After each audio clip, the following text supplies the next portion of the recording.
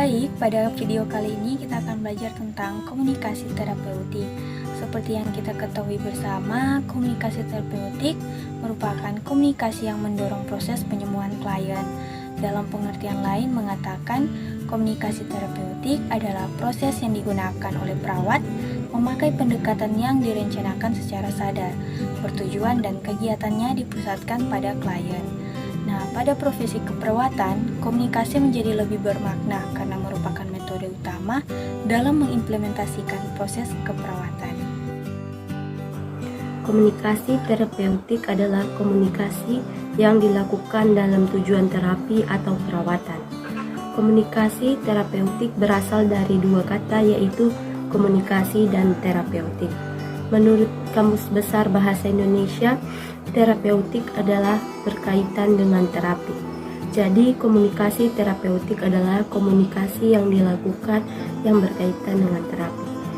Dikutip dari Medical Dictionary, komunikasi terapeutik adalah interaksi antara perawat profesional dan pasien yang bertujuan untuk meningkatkan kenyamanan, keamanan, kepercayaan atau kesehatan dan kesejahteraan pasien.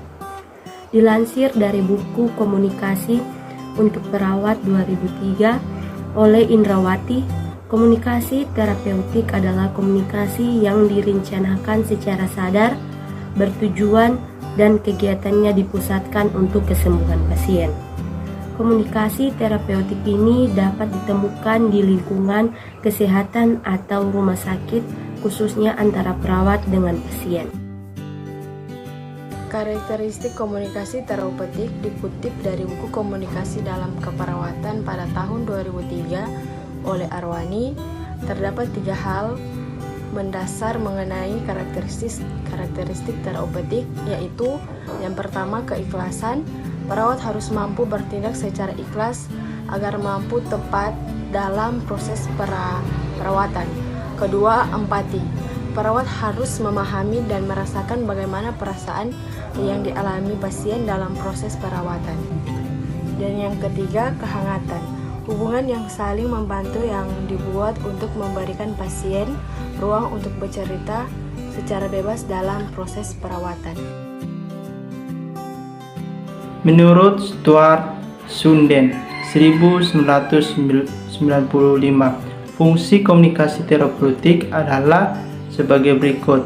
Pertama, meningkatkan tingkat kemandirian klien melalui proses realisasi diri, penerimaan diri, dan rasa hormat terhadap diri sendiri. Kedua, identitas diri yang jelas dan rasa integritas yang tinggi. Ketiga, kemampuan untuk membina hubungan interpersonal yang intim dan saling tergantungan dan mencintai.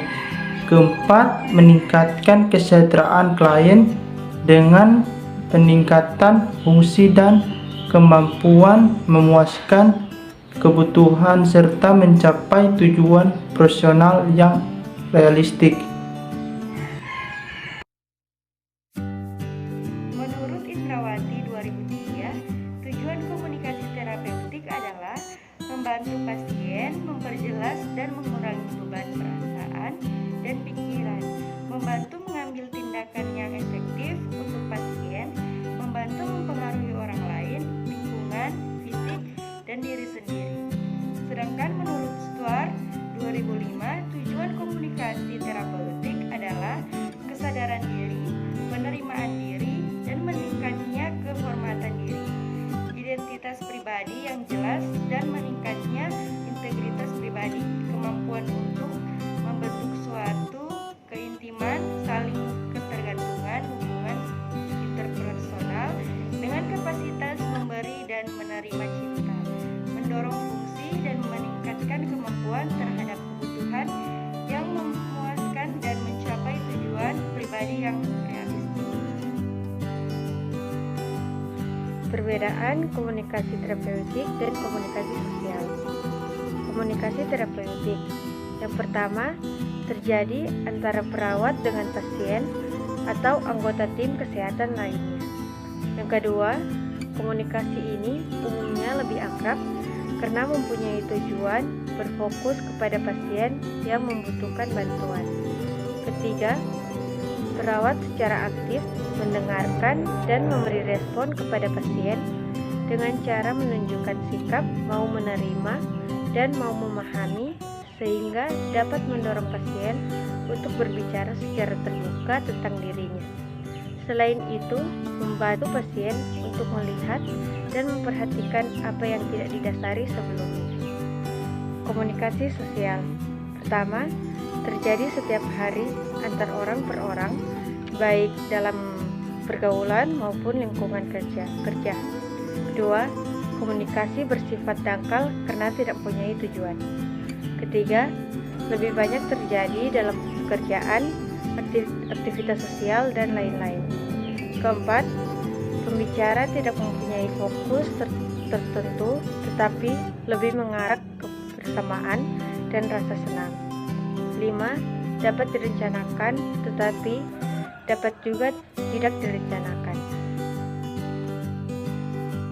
Selamat datang di Universitas Pembangunan Indonesia Manado, yang terletak dekat dengan kawasan bisnis Bahu Mall Manado. Tempatnya di Kelurahan Bahu, lingkungan 3 Manado, sangat strategis di pusat kota Manado.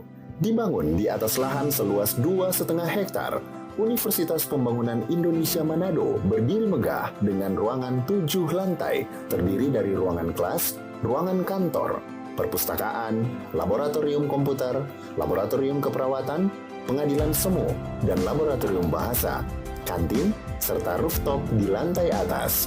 Universitas Pembangunan Indonesia Manado memiliki 6 fakultas dengan program studi, yaitu Fakultas Pertanian, Prodi Agribisnis, Fakultas Hukum, Prodi Hukum, Fakultas Teknik, Prodi Teknik Elektro dan Teknik Sipil, Fakultas Ilmu Sosial Ilmu Politik, Prodi Ilmu Politik, Fakultas Sastra, Prodi Sastra Inggris, Fakultas Keperawatan, Prodi Ilmu Keperawatan, dan Profesi Nurse.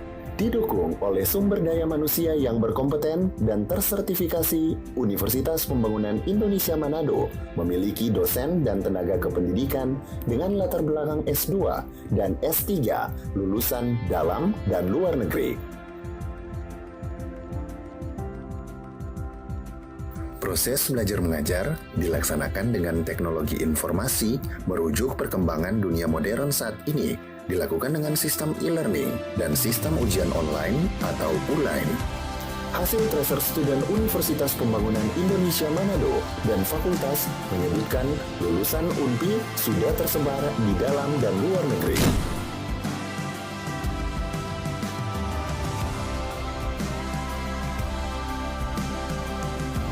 Selamat bergabung putra-putri terbaik bangsa.